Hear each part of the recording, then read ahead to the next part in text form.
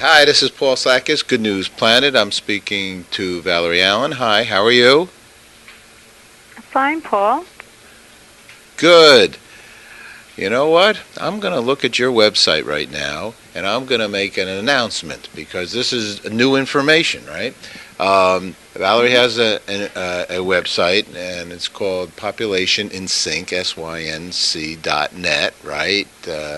And the current world population estimated, this is right, is 6,675,580. Wait a second. 93, 94, 95, 6, 7, 8. Wait, that's 600. Well, it keeps going up. How come? What's going on? Yeah, by 3 people per second. 3 people a second. So another three, another three, another three. Boy, there's a lot of people who want to share children with planet Earth. Is that Right. so? That's right. Now, you've written a book about this subject and overpopulation, the tragedy we can't afford to avoid. And there's lots of discussions about this subject, and because, people have their opinions. Now, you have a lot of success, your Canadian Volunteer Award, and you spent 25 years working with environmental groups, and so now we're going to be talking about how population affects the environment with Valorie. So, hi, welcome to our show. Hi. Yeah, it's so nice to be here. Give us a little background here on your book. Well, this book has been a long time coming, I'll tell you. I first heard about the population crisis back in the 70s, around the time that Paul Ehrlich's book, The Population Bomb, was so popular. And we talked about it in school, and that was a light bulb moment for me. All of the world's problems suddenly made sense to me. The poverty, the starvation, and the loss of species and habitat, and the air pollution, everything started to make sense. And at that time I decided not to have children, because out of my love for children and the desire to make things better for future generations, I decided that I wanted to be part of the solution instead of part of the problem.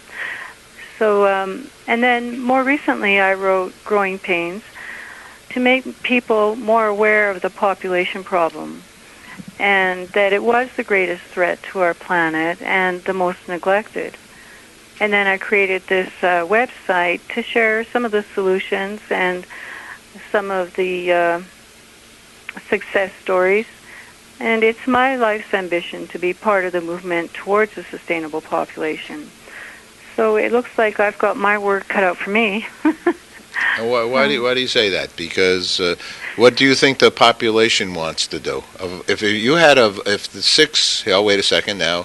All right, so almost 7 billion people. If they had to vote, do you think that they would? What do you think that they would say? We should. What do you think they'd say? Well, about population, about increasing population.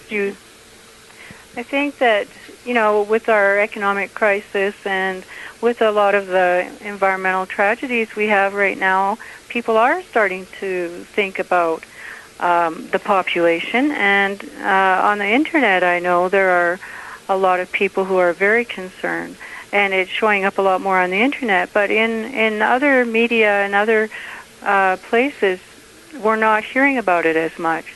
And that's why I want to bring it back onto the radar screen.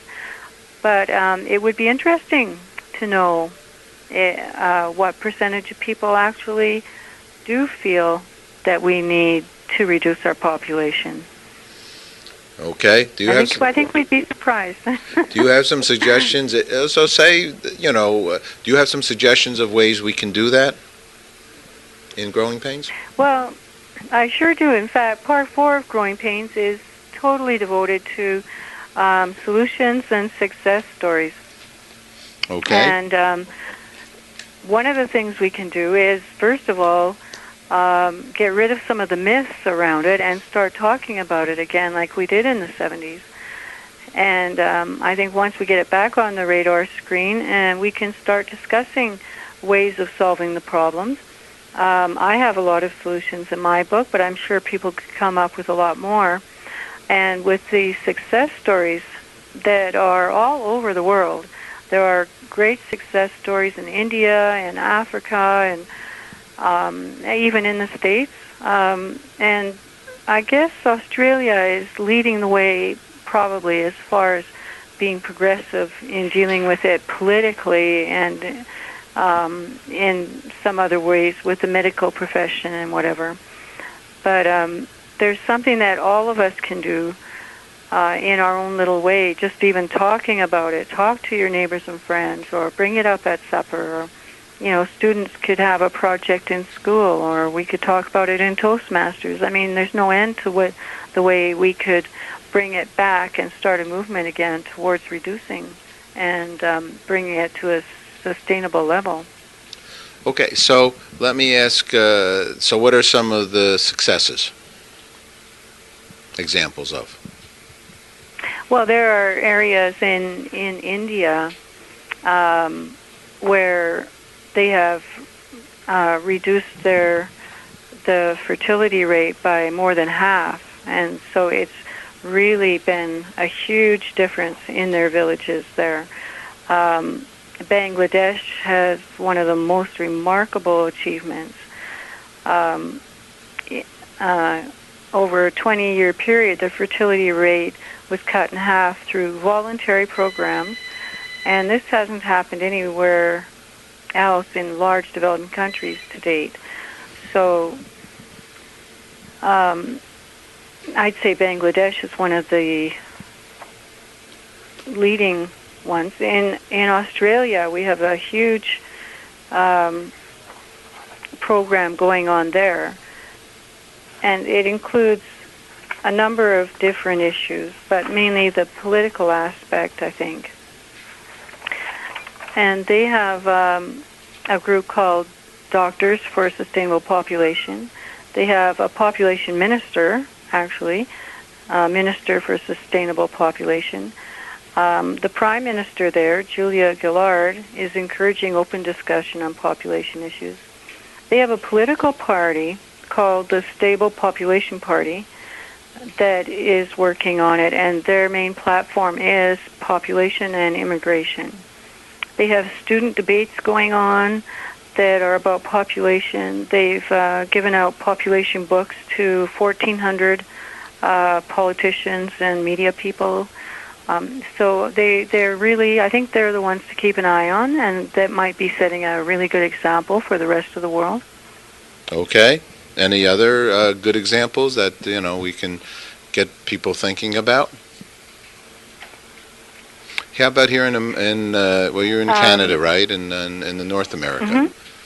Mm-hmm. In North Carolina, they have a program that's called $1 a day program, and at the university there, they're paying some of the students $1 a day not to get pregnant. And so for every day that they go to college and they don't get pregnant, they get $1. And then this money goes towards their college funds.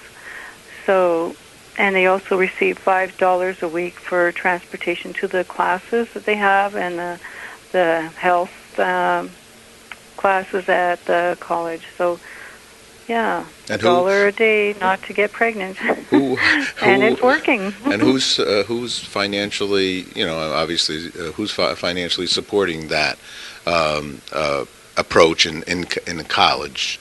This is college-age children, right? Young adults. So there's some organization, some non-profit organization, or some for-profit, or somebody, a person. There's a group. Who's putting the money out?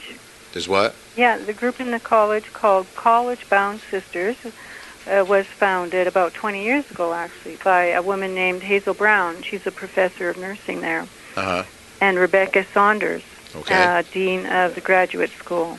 Okay, it's interesting. Yeah, and so they've had it going now for quite a while, and it's actually been very successful. And I think India has some incentive. They're paying people not to get married or pregnant for the first 2 years of their marriage. And that's actually is working quite well as well. Interesting. Very, very interesting. Well, it's by far an important subject matter that you've are talking about, and I guess we will see what the future is. Do you have any idea how many orphans there are in the world? Well, I know that over half of the pregnancies in the world are unplanned, and most of them are unwanted. So there are a lot of orphans out there. I don't have an exact number, but I think that with family planning programs, we could really start to deal with that issue. Yeah, that would be a good one to have up there on your site because, in essence, they need homes. Exactly, And people kids. could start adopting. Yeah, adoption more I think is a key because it's almost like I don't want to compare it, but it's sort of like recycling, right? I mean, you have children that need a home, and there's people that have homes that need a child or want a child and will be good parents. I think if you did that alone, that probably could.